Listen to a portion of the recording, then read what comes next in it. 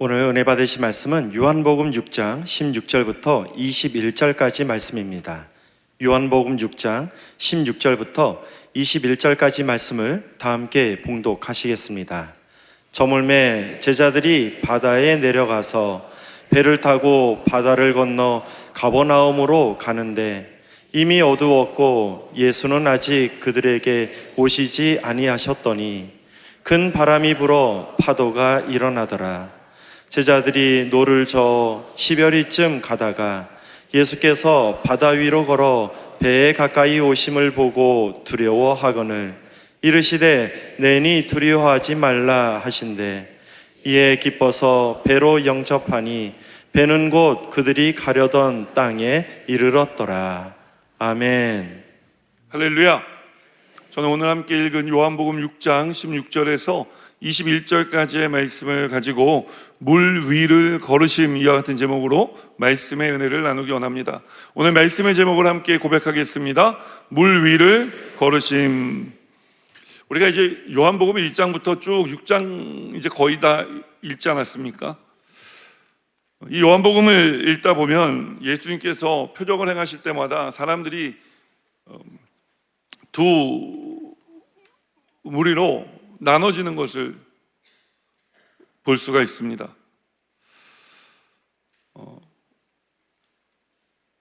표적만 보는 사람과 표적을 보고 예수님을 따라가는 사람들을 이 둘로 나눠지는 것을 보는 거예요. 표적만 보는 사람들은 그 자리에 주저앉아서 자신의 배부름만 챙기는 사람들이고, 표적을 따라가는 사람들은 예수님을 보고 믿는 사람들이었습니다. 오늘 이 예배에 나온 성도님들은 표적을 따라가 예수님을 보고 믿는 삶을 살아가게 되기를 예수님 이름으로 축원합니다. 그런데 안타깝게도 요한복음에서 만나는 이 대부분의 사람들은요, 표적을 보는 사람들이었어요. 표적만 보는 사람들이었던 것입니다. 멀리 갈 것도 없이 지난주에 우리가 나눈 오병이어 표적을 경험한 사람들도 그렇지 않았습니까? 이들은 예수님께서 베푸시는 표적을 본 사람들이었어요. 그래서 배부름을 경험한 사람들이었죠. 배부름을 경험한 사람들은 이제 그 자리에 주저앉아서 예수님을 붙잡아 두려고 했어요. 이 무리 중에 몇몇은 예수님을 찾아와 자신들의 고을의 왕이 되달라고 요청하기까지 합니다. 그래서 이 요청에는 한 가지 조건이 있었는데, 그 조건이 무엇이냐? 계속해서 자신들을 배부르게 해야 한다는 것이었어요. 예수님께서 사람들 배부르게 하는 거야 대수겠습니까? 그냥 하시면 되는 일이죠. 그러나 이 왕의 자리는 우리가 보기에는 그런 것 좀 주고서라도 좀 가볼 만한 자리 아닌가? 귀가 솔깃하게 만드는 제안이 아닐까 생각해 봅니다. 그러나 예수님께서는 이들의 제안에 별 관심을 보이지 않으십니다. 왜 그러셨을까요? 왜냐하면 그들이 왕으로 세우지 않아도 예수님은 이미 왕이셨기 때문에 그런 것입니다. 사랑하는 여러분, 그런데 지금 이 무리의 요청을 예수님만 들은 것이 아니라는 사실을 알고 계십니까? 그럼 또 누가 들었을까요? 예수님 옆에 있었던 제자들이 들은 거예요. 제자들은 이 사람들이 예수님 왕으로 삼으려고 하는 그 요청하는 말을 듣고 마음이 내심 기뻤어요. 겉으로 티를 내진 않았지만 아마 이 끝이 실룩실룩하지 않았을까 싶은 생각이 듭니다. 드디어 우리 예수님이, 우리 선생님이 이제 사람들로부터, 대중들로부터 인정을 받기 시작하고 고을의 왕으로 초청까지 받으시는구나. 얼른 허락하셨으면 좋겠다. 그래야 우리도 다 버리고 예수님 따라왔는데 한 자리씩 차지할 것 아닌가, 이런 생각 했을 것입니다. 그런데 성경을 읽어보면 요한은 제자들의 이런 마음을 언급하지 않아요. 그저 요한이 하는 이야기는 뭐냐? 이렇게 당신을 찾아와 왕이 되어달라 요청하는 사람들을 흩어보내시며 혼자 산으로 물러가셨다고 이야기를 합니다. 그리고 제자들은 바다로 내려가 배를 타고 가버나움을 향해 떠났다, 이렇게만 쓰는 거예요. 아니 그러면 목사님 지금까지 뭐 제자들이 좋아하고 뭐 이 끝이 실룩실룩이고 했다는 거 다 거짓말이셨습니까? 거짓말은 아닙니다. 이 무리를 거른 사건은 마태도 마가도 함께 기록하고 있는데, 특별히 우리가 다 비교할 수 없으니까 마가만 우리 비교해서 좀 계속해서 말씀을 나누려고 하는데, 마가는 제자들의 마음이 이랬었다라는 것을 살짝 우리에게 보여줍니다. 어떤 부분에서 보여주냐? 마가는 예수님께서 제자들을 배에 태우실 때 재촉하여 태우셨다고 이야기해요.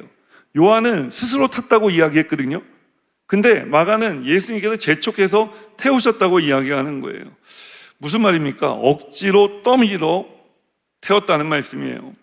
왜 그랬을까요? 제자들이 그 자리를 떠나고 싶어 하지 않았기 때문인 것입니다. 사랑하는 여러분, 오늘 우리의 신앙생활은 어떻습니까? 우리에게도 이 무리의 모습이, 제자들의 모습이 남아있지는 않습니까? 예수님께서 표적을 보여주실 때마다 그 표적을 따라가 예수님을 보고 믿으며 예수님이 점점 더 크게 보이는 삶을 살아야 되는데, 그 반대의 삶을, 예수님께서 점점 더 작게 보이는 삶을 살고 계시지는 않으십니까? 그렇다면 오늘 예수님께서 행하신 표적을 따라가 다시 예수님께서 크게 우리의 모든 인생에 빈틈없이 예수님만 보이는 삶을 살아가게 되시기를 주님의 이름으로 축원합니다. 왜 그래야 합니까? 이 삶이 바로 예수님께서 우리에게서 보기 원하시는 신앙생활의 모습이기 때문에 그런 것입니다. 그럼 예수님께서 크게 보이는 삶은 어디에서부터 시작되는 것일까요? 오늘 본문은 우리를 환한 대낮으로 인도하지 않고 깜깜한 바다 한가운데 예수님이 보이지 않는 밤으로 우리를 데려갑니다. 그렇습니다. 오늘 예수님이 크게 보이는 삶은 놀랍게도 예수님이 보이지 않는 자리에서 시작된다고 성경은 말씀하는 거예요. 여러분, 주님이 보이지 않지만 주님께서 우리를 향해 다가와 주실 줄 믿습니다. 밤이 어두우면 반드시 아침이 가까워진 것입니다. 오늘 이 믿음으로 말씀을 듣게 되시기를 주님의 이름으로 축원합니다. 그래서 오늘 성경의 첫 번째로 이 깊은 밤으로 우리를 데려가고 풍랑 속으로 우리를 데려가 전하는 메시지, 우리에게 만나게 하는 예수님의 모습은 어떤 모습이냐? 아직 오시지 않은 예수님인 것입니다. 함께 고백합니다. 아직 오시지 않은 예수님. 본문 16절 17절 말씀 함께 읽겠습니다. 저물매 제자들이 바다에 내려가서 배를 타고 바다를 건너 가버나움으로 가는데 이미 어두웠고 예수는 아직 그들에게 오시지 아니하였더니, 제자들이 배를 타고 떠날 때는 날이 저물 때였고 가버나움을 향해 가는 동안 날은 점점 더 어두워져 깊은 밤이 되었습니다. 이상할 것 없는 말씀이죠. 그런데 우리가 여기서 한 가지 생각해야 될 것이 있는데, 그리고 기억해야 될 것이 있는데 무엇이냐? 지금 요한이 이 물리적인 시간 안에 신학적인 의미를 담았다고 하는 것입니다. 어떤 신학적인 의미를 담았을까요? 예수님과의 거리를 담은 거예요. 시간이 흐를수록 예수님과 거리가 멀어졌는데, 멀어질수록 날이 어두워진 것처럼 제자들의 삶에도 어두움이 드리워졌다는 것입니다. 당연한 일이죠. 당연한 일입니다. 주님과 멀어지면 여러분, 우리 인생은 깊은 밤과 같은 인생이 되어지는 것입니다. 왜냐하면 빛 대신 주님으로부터 멀어지면 그렇게 되는 것이 당연하기 때문에 그런 거예요. 요한복음 8장 12절에서 예수님이 이렇게 말씀하십니다. 우리 함께 읽겠습니다. 예수께서 또 말씀하여 이르시되 나는 세상의 빛이니 나를 따르는 자는 어두움에 다니지 아니하고 생명의 빛을 얻으리라. 나는 세상의 빛이라.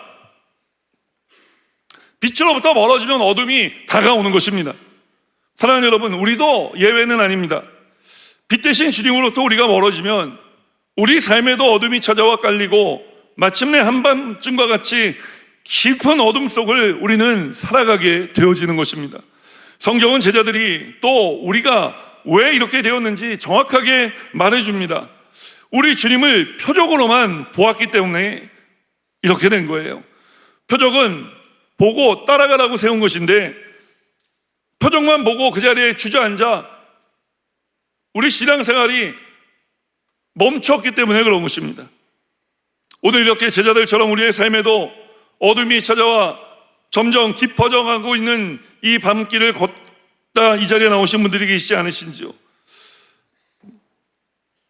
여러분, 이 어둠 속을 살아가면요, 성경이 우리에게 주는 것을 전하는 메시지는 무엇이냐? 반드시 만나게 되는 것이 있는데, 이 깊은 어둠을 살아가면 풍랑을 만나게 된다는 거예요. 이 풍랑은 당시 갈릴리 호수에 종종 일어나는 풍랑으로 갑자기 시작되었다가 갑자기 사그라드는 그런 풍랑이었습니다. 잘 알고 계신 것처럼 예수님 제자 중 대부분의 제자들이 갈릴리 호숫가의 어부 출신들 아닙니까? 그렇기 때문에 이 풍랑은 그들에게 낯선 풍랑이 아니었어요. 그들이 이 풍랑을 뚫고 십여리를 한 5km 정도 되는데요, 이 5km 정도를 노를 저어갈 수 있었던 이유가 여기에 있는 것입니다. 그들은 노련하게 노를 저으며 그들의 경험상 풍랑이 곧 멈출 것이라고 예상한 거예요. 그런데 그들의 예상이 빗나가기 시작했습니다. 사라지기는커녕 점점 심해지기 시작했기 때문에 그런 것입니다. 제자들은 풍랑에 맞서 여기까지 왔지만 이제 이 풍랑이 점점 더 크게 보이기 시작했습니다. 그 순간부터 제자들이 당황하고 낙심하고 절망하기 시작한 것입니다. 사랑하는 여러분, 우리도 살며 여러 풍랑을 경험하며 여기까지 오지 않았습니까? 우리도 갈릴리 호숫가에 갑자기 불어왔다 갑자기 멈추는 풍랑과 같은 그런 풍랑을 수없이 마주하며 여기까지 온 것입니다.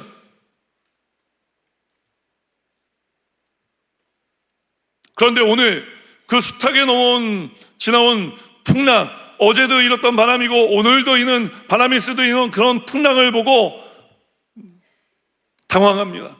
낙심하기 시작합니다. 절망합니다. 왜요? 이 풍랑이 지금 내 예측을 벗어났기 때문에 그런 것입니다.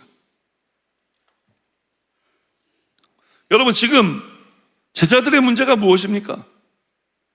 아니, 목사님, 여지까지 풍랑 얘기하시고 또 뭘 이런 뻔한 질문을 하십니까? 여러분, 풍랑이 문제입니까? 그렇지 않습니다. 그럼 무엇이 문제일까요? 예수님께서 계시지 않은 게 문제예요. 말씀을 보십시오. 지금 제자들의 배 안에 예수님이 계시지 않은 것, 여러분, 그게 문제라고요. 이전에도 맞아본 바람입니다. 제자들의 예측을 이 바람 부는 것이 한두 번 빗나간 게 아닙니다. 한두 번 못 맞춘 게 아니에요. 근데 그날도 그냥 다른 날처럼 또 예상이 빗나갔을 뿐이었습니다. 그런데 그 빗나간 예상이 빗나가는 순간부터 당황하기 시작하는 거예요. 그 바람이 자신들을 죽일 것처럼 느껴지기 시작했다고요. 왜 그렇습니까? 왜 이렇게 풍랑으로 인해 당황하고 낙심하고 절망하게 되었습니까? 풍랑이 크게 보였기 때문에 그런 거예요. 인생을 살아가면서 주님이 크게 보이시면 아무 문제가 없지만, 여러분, 풍랑이 크게 보이면 문제가 일어나는 거예요. 근데 왜 풍랑이 크게 보였을까요? 주님이 작아졌기 때문에 그런 것입니다. 어쩌면 오늘 우리를 가쁜 숨 몰아쉬게 하는 그 일이 남들이 겪는 일보다 유난스럽게 큰 일이 아닐 수도 있어요. 우리가 주님이 작게 보이는 시간을 지나고 있기 때문인지도 모릅니다. 그런데 더 절망스러운 것이 있죠. 자, 이 모든 문제가 주님이 계시지 않아서, 주님과 멀어져서, 주님이 작게 보여서 일어난 일이라고 생각한 것을 깨닫더라도 제자들 스스로의 힘으로는 이 풍랑을 뚫고 예수님이 계신 곳으로 돌아갈 수 없었다는 것입니다. 밤새 노를 저었지만 12열이 5km 정도 나아간 배는 더 이상 제자들이 당황하고 낙심하고 절망했기 때문에 앞으로 나아갈 수가 없었어요. 제자들은 기진맥진해 더 이상 할 수 있는 것이 없었습니다. 오늘 이 밤 제자들과 같은 심정으로 세상을 살다 이 자리에 나오신 분들이 계시지 않습니까? 아니, 오늘은 아니지만 인생에 우리가 또 이런 일을 혹여 만나게 될 때, 이런 시간을 지나게 될 때 우리는 어떻게 해야 할까요? 포기해야 할까요? 오늘 이 시간 이런 마음, 절망과 포기하고 싶은 마음이 드는 분들이 계시다면 앞으로 살다 이런 마음이 들 때 우리가 지금 이 나누는 하나님의 말씀이 꼭 기억되게 되시기를 주님의 이름으로 축원합니다. 오늘 요한은 이런 절망과 포기의 시간, 이 밤을 기록하며 한 단어를 우리에게 제시하고 있기 때문에 그런 거예요. 어떤 단어를 제시하고 있느냐? 아직이라는 단어를 제시하는 것입니다. 그리고 이렇게 이야기합니다. 17절 하반부에요. 예수는 아직 그들에게 오시지 아니하셨더니, 아직입니다. 요한은 예수님이 영 오지 않으셨다라고 이야기하지 않습니다. 아직 오지 아니하셨다라고 말씀하는 것입니다. 사랑하는 여러분, 아직이라는 두 글자 안에는 반드시 오신다는 믿음이 들어있는 줄 믿습니다.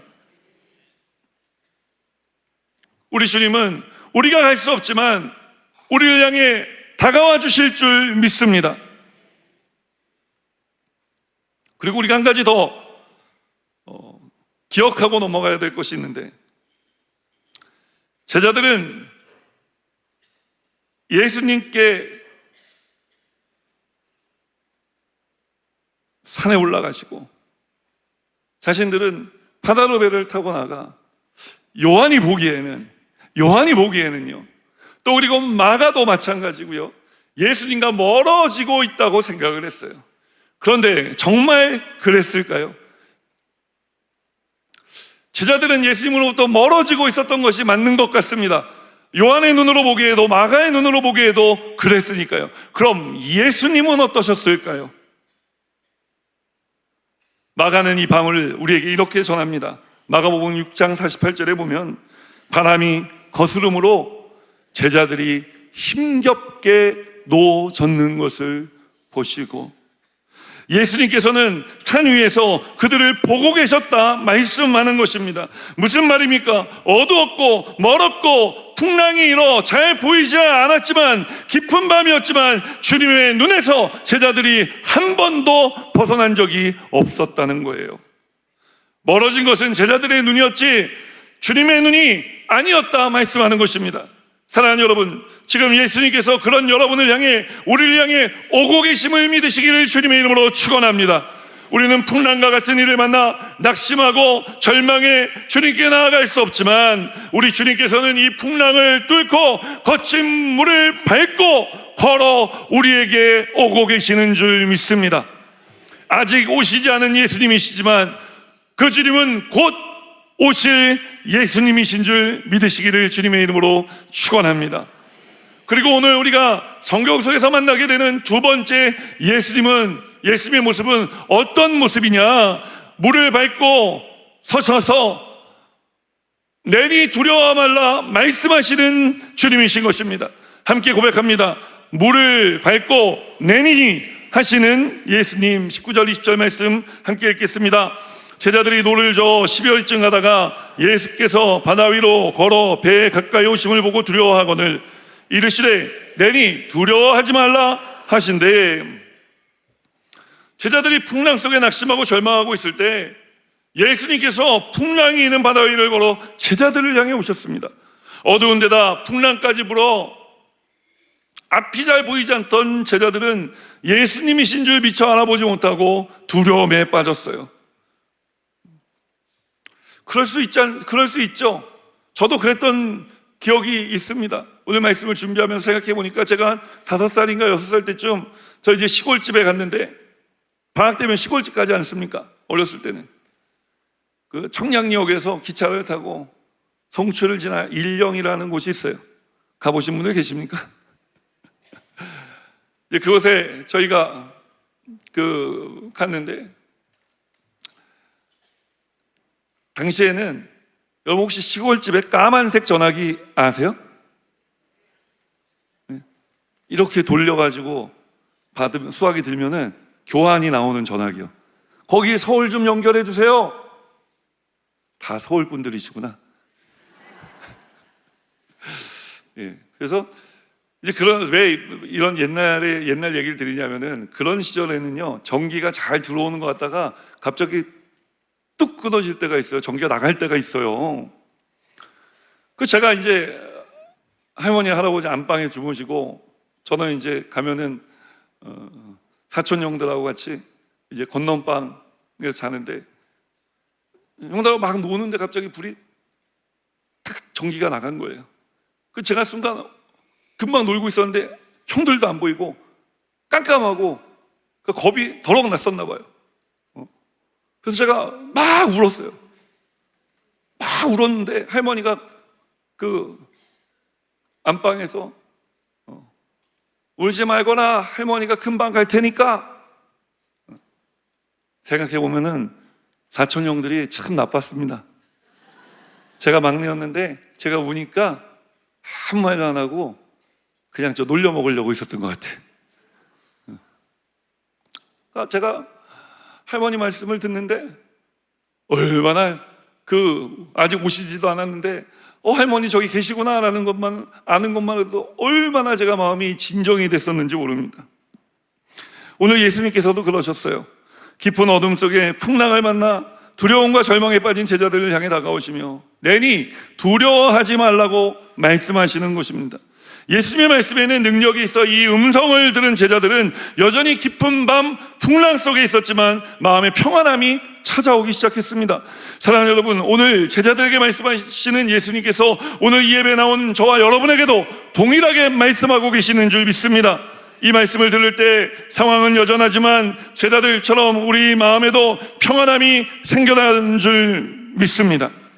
그런데 예수님께서 하신 이 말씀, 내니 두려워하지 말라는 말씀 중 내니라고 하는 말씀에는 단지 마음의 평안함을 주는 것 이상의 의미가 들어있어요.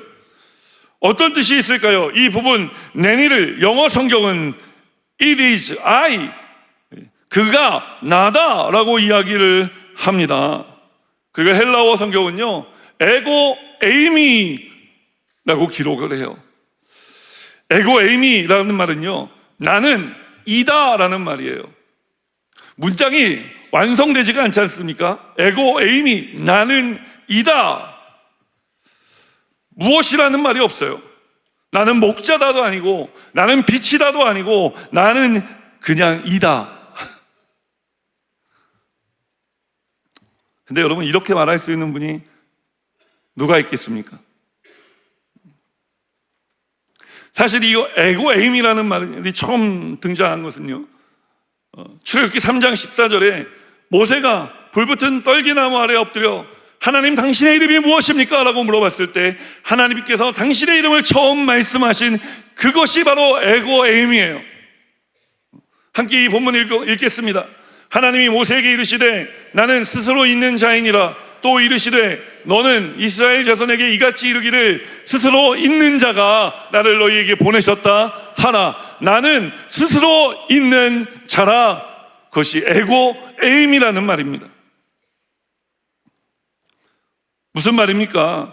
예수님께서 하신 말씀은 얘들아 나다, 선생님이야, 할머니야, 걱정하지 마, 어른으로서 하는 말씀 그 이상의 의미가 있었다는 거예요.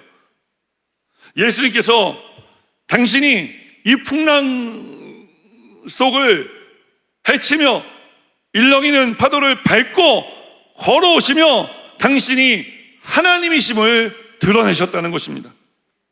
나는 너희의 하나님이니 두려워하지 말라.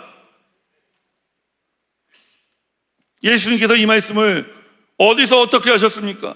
어둡고 깜깜한 풍랑이 있는 바다를 밟고 주님께서 하신 말씀인 것입니다.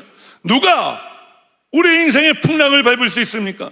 누가 우리 인생의 낙심을 밟을 수 있습니까? 누가 우리 인생의 절망을 밟을 수 있습니까? 오직 하나님뿐이신 줄 믿습니다. 욥기 9장 8절은 우리에게 이렇게 말씀하는데 함께 읽겠습니다. 그가 홀로 하늘을 펴시며 바다 물결을 밟으시며 오직 풍랑이 있는 바다를 밟고 서실 수 있는 분은 우리 하나님뿐이신 것입니다. 뿐만 아닙니다.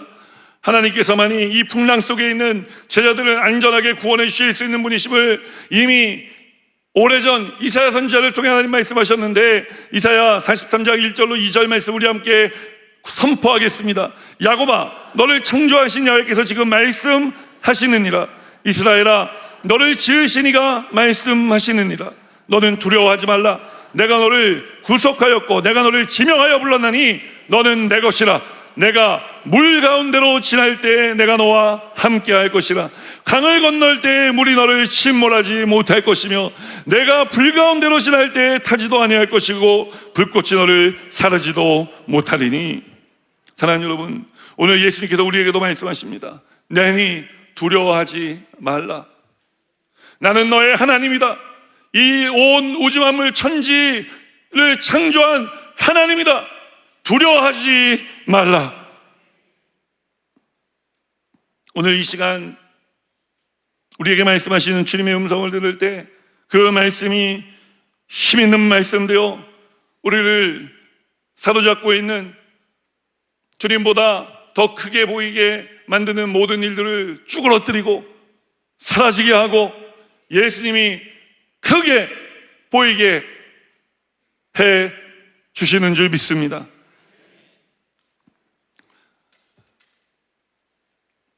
오늘 이렇게 주님은 풍랑 속에 있는 우리에게 다가오셔서 내니 두려워하지 말라 말씀하시는 주님이신 것입니다. 그러니까 오늘 이 본문의 말씀 속에서 만날 수 있는 우리 예수님은 또 어떤 분이실까요? 배에 오르셔서 가려던 땅에 이르게 하시는 예수님이라 성경은 이야기하는 것입니다.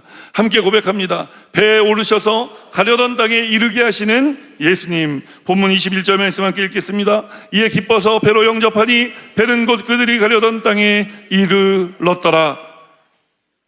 세상은 여전히 어둡고 풍랑은 일고 있었지만 주님의 음성을 들은 제자들의 마음에는 평안함이 임하기 시작했어요. 그 제자들이 한 일이 무엇입니까? 예수님을 배로 영접해 드린 것입니다. 사랑하는 여러분, 오늘 제자들처럼 예수님을 여러분의 배로 영접해 드리시기를 주님의 이름으로 축원합니다. 그럼 이 제자들이 영접해 드린 배는 무엇을 의미하는 것일까요? 제자들이 예수님을 영접해 드린 배는 여러분 그들의 인생인 것입니다. 오늘 예수님을 모셔드려야 할 곳은 우리의 삶인 것입니다. 우리의 삶 속에 주님을 인정하고 환영하고 모셔드리고 의지하시기를 주님의 이름으로 축원합니다. 왜 그래야 됩니까? 예수님을 모셔드린 제자들의 표정에서 더 이상 당황이나 낙심이나 절망이, 두려움을 찾아볼 수 없게 되었기 때문에 그런 것입니다. 동일한 내용을 담은 마가복음에서는 예수께서 배에 오르셨을 때 풍랑이 그쳤다라고 전하지만 요한복음에는 풍랑이 그쳤다는 말 자체가 나오질 않습니다. 제가 설교를 준비하다가 왜 이렇게 한 사람은 그쳤다 그러고 한 사람은 안 그쳤다고 말을 안 하고 생각해 보니까 요한이 안 그쳤다 말하는 거는 또 아니에요. 그냥 말을 안 한 거죠. 왜 말을 안 했을까요? 마가에는 있고요, 요한에게는 없는 그 다음 이야기가 있어요. 뭐냐 하면 우리가 다 알고 있는 이 무리를 걸은 예수님 하면은 누가 생각나요? 우리는 예수님보다 먼저 생각나는 사람이 있어요. 베드로. 베드로가 무리를 걷고 그 다음에 예수님 배에 오르셨기 때문에 풍랑이 그쳤다라고 이제 다른 제자들은 썼는데 요한은 베드로를 입에 담지도 않습니다. 제가 그래서 둘이 싸웠나? 별의별 생각을 다 해봤습니다. 그러다가 결론에 이르는 것이 무엇이냐? 요한은 예수님 사랑하시는 제자라. 요한의 눈에는 예수님밖에 안 보였던 거예요. 베드로가 물을 거는 것이 우리에게는 대단한 일로 여겨지지만 요한에게는 예수님이 행하신 일 중에 하나일 뿐인 것입니다. 요한은 그저 예수님 이야기만 하고 싶었던 거예요. 우리 모두가 이렇게 요한처럼 살아갔으면 좋겠습니다. 그러니 요한에게는 풍랑이 멎든 멎지 않았든 계속 깊은 밤이었든 여러분 상관이 없는 거예요. 왜냐하면 예수님께서 배에 오르셨기 때문에 풍랑이 일어도 그 풍랑을 지나가게 하실 것이기 때문에 깊은 밤이었지만 빛 대신 주님이 함께 하시니 그들의 신앙과 믿음은 더 이상 어둡지 않았기 때문에 더 이상 어두움을 언급할 필요도, 풍랑을 언급할 필요도 없었던 것입니다.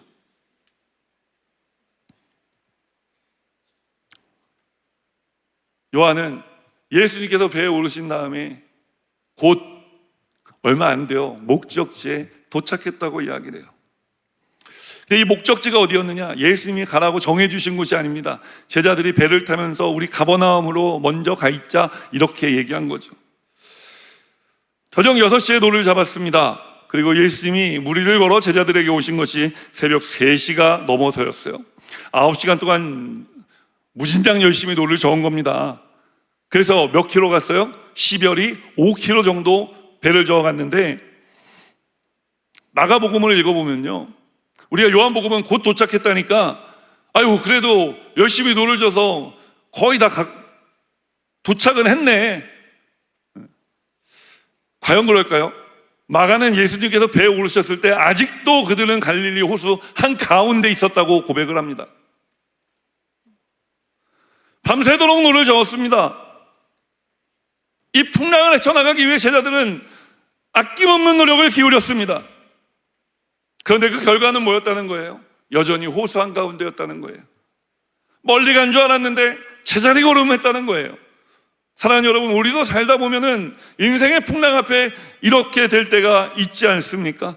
열심히 하는 것 같은데 애써 보았지만 되돌아보면 제자리인 것 같고, 되돌아보면 제자리인 것 같고, 우리 신앙생활도 그렇지 않습니까? 뭔가 우리가 열심히 하는 것 같은데 어떤 풍랑을 만나면 또 내 신앙이 하나도 자라지 않은 것 같고, 신앙생활이 그저 제자리 걸음만 하는 것 같이 느껴질 때가 있는 것입니다. 더 이상 내가 할 수 있는 것이 없어 보입니다. 그렇지 않죠? 여러분, 세상 사람들은 풍랑을 만나면 주저앉습니다. 제자리 걸음하는 것 같으면 포기합니다. 끝장났다고 생각합니다. 그러나 우리는 그 순간에 한 가지 해야 될 것이 남아있는 것입니다. 무엇입니까? 예수님을 맞이해드리는 것입니다. 예수님이 더 크게 보이는 삶을 살아가기로 결심하는 것입니다. 오늘 풍랑이 더 크게 보이는 삶을 살다 이전에 나오신 분들이 계시지 않습니까? 그렇다면 예수님을 여러분의 인생의 배에 영접해드리시기를 주님의 이름으로 축원합니다. 그래서 예수님이 더 크게 보이게 되시기를, 그래서 풍랑 따위는 아무것도 아닌 것이 되기를, 깊은 밤이 아무것도 아닌 것이 되기를 예수님 이름으로 축복합니다. 그렇게 주님을 모셔드리면, 배는 호수 한가운데 있었지만 주님이 함께 하시니 시간이 언제 흘러가는지도 모르게 금방 가버나움에 도착할 수 있었다, 제자들은 이야기하는 것입니다. 풍랑 속에서는 시간이 매우 더디게 갔을 겁니다. 우리 그렇잖아요. 힘든 일 만나면 빨리 지나갔으면 좋겠다는데 시간이 그럴 때는 느릿느릿 지나가지 않습니까? 세상의 시간이 이렇게 느리게 지나갈 수가 없어요. 하다못해 운동을 할 때도 그렇습니다. 운동을 할 때도 참 이렇게 버티기 같은 거 하면은요, 한 30초, 40초 버틴 것 같은데 보면 한 5초 지나가 있고 막 그럴 때 있어요. 힘든 겁니다. 힘든 일을 만나면 여러분, 상대적으로 시간이 빨리 지나가는 게 아니라 느리게 지나갑니다. 그래서 힘든 거예요. 그러나 이 힘든 가운데 예수님이 오시면 어떻게 돼요? 요즘 젊은 사람들 표현을 쓰자면 시간이 순식간에 싹 하고 지나가 버리는 것입니다. 오늘 우리의 삶 가운데 이 은혜가 있게 되기를 예수님 이름으로 축복합니다. 기도하겠습니다. 사랑과 은혜가 충만하신 좋으신 주님, 우리 인생 가운데 풍랑을 만날 때가 있습니다. 깊은 어두움을 만날 때가 있습니다. 아니, 주님께서 우리에게 이런 것들을 경험시키실 때가 있습니다. 이 모든 깊은 밤과 또 풍랑이 있는 밤이 주님을 더 크게 보아 주님을 영접해드려 우리가 당황하거나 두렵거나 낙심하거나 절망하거나 이런 부정적인 삶을 살아가지 않을 수 있도록 도와 주시옵소서. 주님이 우리와 함께 하심을 믿고 감사드리며 예수 그리스도 이름으로 축복하고 기도합니다. 아멘. 잠시 고개 숙여 기도할 때에 여러분, 오늘 깊은 밤과 같은 인생을 살다 이 자리에 나오신 분들이 계시지 않습니까? 풍랑을 만나 열심히 애를 쓰지만 전혀 앞으로 나아가는 것 같지 않게 느껴지는 삶을 살다 이 자리에 나오신 분들이 계시지 않으신지요? 답은 한 가지입니다. 왜 그렇게 되었습니까?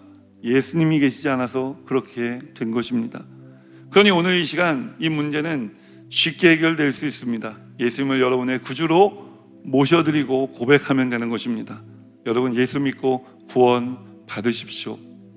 예수님을 영접해 드리십시오. 오늘 그렇게 내가 예수님 영접하겠습니다 하시는 분들 계시면 인도하신 분과 함께 잠시 자리에서 일어나 주시고, 또 주님을 멀리 떠나 깊은 밤과 풍랑을 겪다 오늘 이 예배 자리로 돌아오신 분들이 계셔서 내가 다시 예수 잘 믿고 살겠습니다 결단하기 원하시는 분들 계시면 그런 분들도 일어나시기 바랍니다. 일어나셔서 다시 주님 뜻대로 살겠습니다 고백하시기 바랍니다. 감사합니다. 일어나신 분들은 제 기도를 함께 따라해 주시고, 먼저 예수 믿고 구원받은 성도님들은 이 기도를 도와주시기 바랍니다. 하나님 아버지, 저는 죄인이었습니다. 어디에서 와서 왜 살며 어디로 가는지 알지 못하고 방황하며 살았습니다. 저의 죄를 위하여 십자가에서 죽으시고 부활하신 예수님을 제 구주로 모셔드립니다. 저는 하나님의 자녀가 되었습니다. 지금부터 영원토록 주님과 함께 살겠습니다. 예수님의 이름으로 기도드립니다. 아멘.